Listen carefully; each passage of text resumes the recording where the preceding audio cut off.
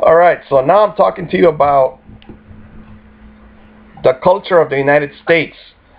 When you're a boy or a girl and you're 18 years old, your parents kick you out because they don't get the $2,000 from the IRS anymore. So they don't have to put up with whatever misbehavior you do. And what happens next is also that when the parents get older, like 60 or 65, whatever the number is, and if they live with you, then you kick them out as children because you young adults are really very, very um, hurting right now. I had two neighbors. Well, one, his grandparents died. Now, he didn't live with his father, didn't live with his mother, so he lived with his grandparents. The grandparents died. Now he's 24, but he's lived by himself for what? Since he was 16, you know? Yes, he lived with his high school buddy. Then another high school buddy recently got kicked out by his parents for whatever reason, and so they lived together. But then they both didn't have jobs. So like, life is tough for them, for when you're in your 20s.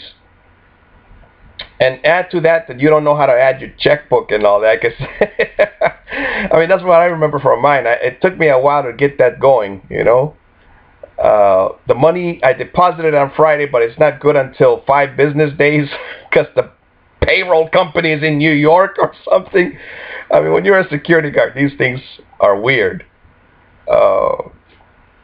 And so now in this culture in the United States, whereas Honduras, when you have kids, you want them to graduate, so they don't move out of the house. I also have another neighbor. His kids never left. He said they never left. They're in their 30s and they never left.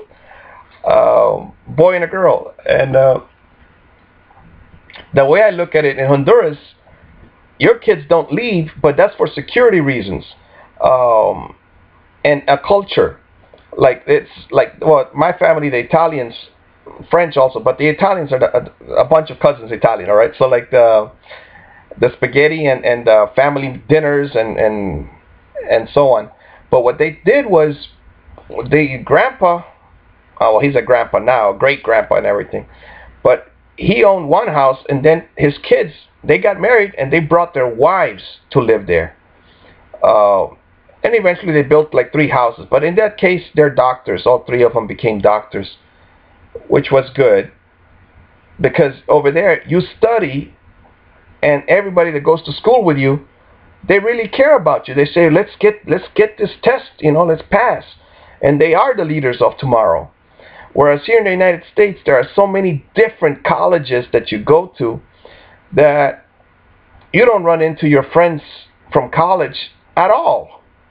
They go this way, they go that way, and everybody from the first freshman year flunks out, or just about everybody. When you come back sophomore year, there's nobody's there that you know. Everybody's new, transferred from somewhere else, and so on. So that's why I like schools the last 1 year, like mechanics. I don't know about the others, but carpentry, I don't know. I heard there are 4 years of carpentry and so on. But anyway, just the mechanic school. I heard of one that I wanted to go to, but it's $30,000 for 1 year and a few weeks. And yes, I qualify, but I don't have a car to get there. I don't have gasoline to get there. I could take a lunch because I get food stamps, but it's difficult. What if you were 18 years old? You don't have a car? Like these 2 guys, they're on bicycle and they're athletes because they go like 20 miles away and come back, and they know how to use the bus. But if the bus has 2 bicycles already on it, they can't get on. I mean, the stress of that would just make me flip out probably.